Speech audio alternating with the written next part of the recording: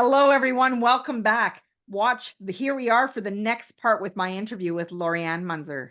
And the other thing that I'll share too is that there's an African proverb that says, if you want to go fast, go by yourself. If you want to go far, go with others. And it's something that I've realized and came across many years after my Olympic win. And I thought, this is so true, because in 2003, I tried something new. It didn't work. But then going into the 2004 season, everything shifted because I asked people for help. Like, I had my coach, I had my massage therapist, Brenda's husband, Jack McCutcheon, I got to know really well over that 2-year period. And, he came to Quebec and watched me win nationals. And there's so many different stories. It's like, there's the book called Tuesdays with Maury.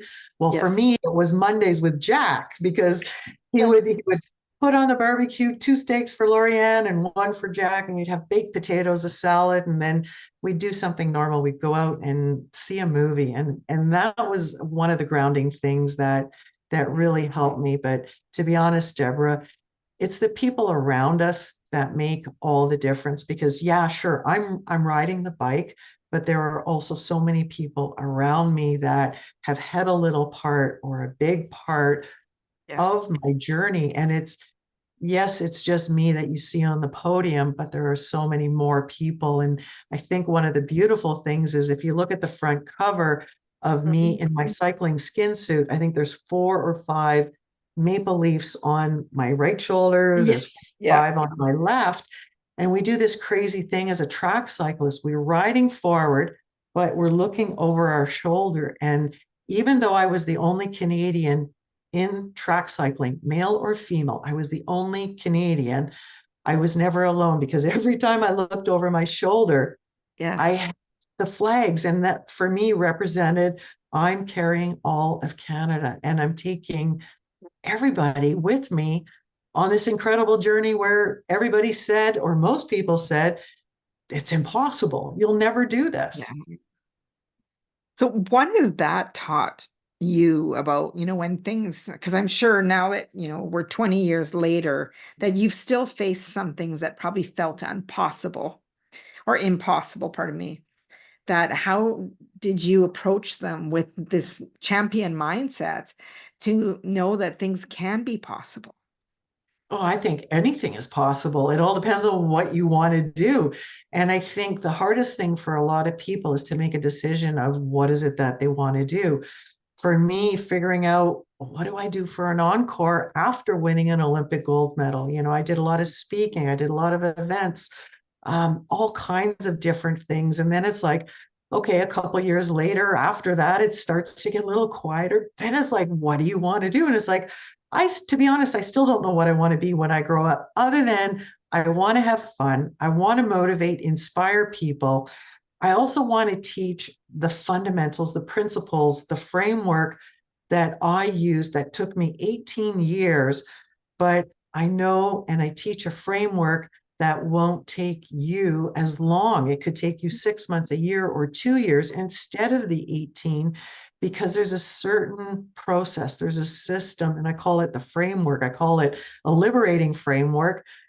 But you have to make a decision on what you want. And it doesn't have to be an Olympic gold medal. It could be writing a book. It could be taking a 6-month vacation. It could be taking a year sabbatical. It could be creating a product that you've always loved and wanted to do. Maybe starting a podcast. I'm going to get everybody to call you, Debra. And it doesn't matter, but start.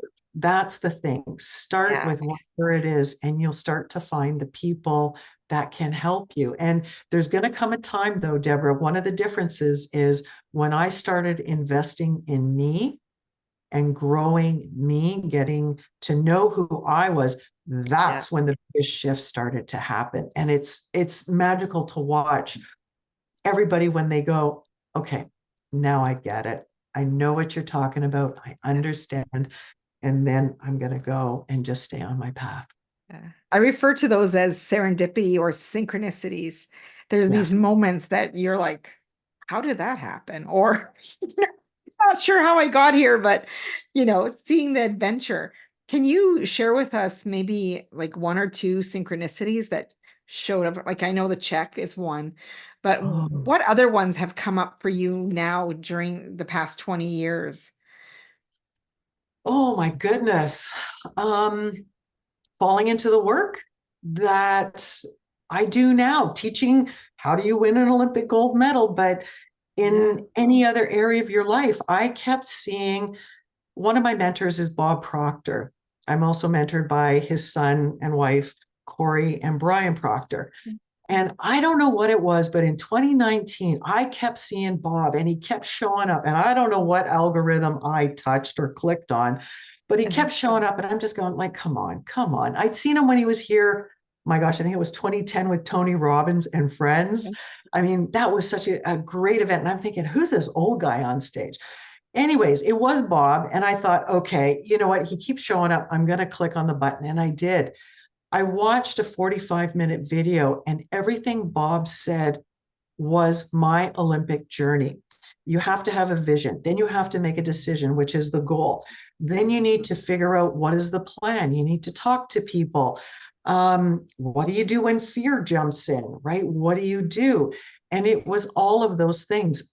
When I saw that video, I went, this is exactly how I won my gold medal, and I want to teach this. And I want to share it with the world because I think a lot of people are on the sidelines and they're afraid to get in. They want to get going, but they don't know how to start. And the one thing I'm going to say to everybody is just start. The first thing that comes to your mind is probably the best thing. Don't chicken out. Kick the devil or take the monkey, if you want to call it, put it on a park bench and go, Yeah. you stay there. I've got stuff to do. And just go and Yeah. do that first thing because you're going to start to connect with people.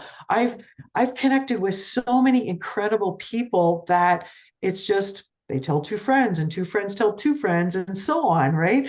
And Yeah. it's that's how it happens, but you have to keep it going. You have to feed that energy stuff.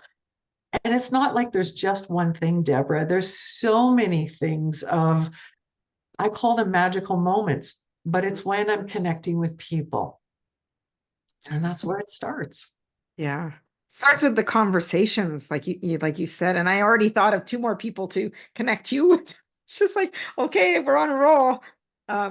But some more people that I know that your message needs to go out in so many different ways. And when I heard you speak, I was just blown away because I had never heard someone say smart goals, achievable, get rid They're of. dumb goals. They're dumb goals. Don't do them. They're the stupidest things. Oh my gosh, absolutely. If you can measure a goal, a 5% increase, ooh, that's not going to get me excited at all. Yeah. 500%, I'm going to go, how the heck am I supposed to do this? Right? I'm Yeah. supposed to increase my performance. I'm supposed to increase my revenue, or I'm supposed to cut my hours at work. I work with a lot of realtors and they want family time with their little people, their little kids. And they're like, Mhm. well, how am I going to do this? You create the model, but we got to figure out where are you? Because if you don't know where you are, forget about where you're going. Because everybody goes, oh, yeah, this is where I want to go. Okay. But Yeah. are you aware of what you're doing? Most people aren't. And it's, 5% increase, forget about them. Dumb goals. Smart goals are stupid. No, don't do them. Yeah. So when I heard you, I was like, achievable. Oh, I never really sat with that. And I'm like, no, it's usually the ones that you have to anticipate and work hard for and feels like the challenge that it, Yep. because if you already know you're going to achieve it, that's probably why most of the people don't achieve their goals because they don't got the intrinsic drive that really pushes them to the edge of, I want this bad. I'm going to have that Yep. hunger build up within me, right? Exactly. And like I talk about goals being an A type, a B type, or a C type. An A type goal is what you know how to do. That's a smart goal. A 5% increase in company revenues or my performance, God, you could do that in your sleep, right? There's no motivation. A B type goal is what you think you can do. That is normally what we do when we go on holidays. We line up the rental car, we line up the maybe the limo on the other end, the resort, the flights, whatever it is, it's probably going to happen. But a C-type goal is something that will usually pop your head off. And what I'm realizing that A C type goal is something that should be a super challenge, not just a challenge, but a super challenge that will take you out of your comfort zone where you have to think different, work different, maybe walk or talk as the real you. And it's about who you become. It's not about the gold medal, because that's what I thought winning and success was, is like, well, it was anticlimactic, to be honest. When I did receive the medal, it's like, oh, is this it? And yeah, that was it. But it was all about the journey, the days, the week, the months. What did I learn? But if you're in such a rush, you don't have time to think about that and go, what am I doing? Who am I with? Am I really enjoying everything that I'm doing? Am I doing what I want to spend my days doing?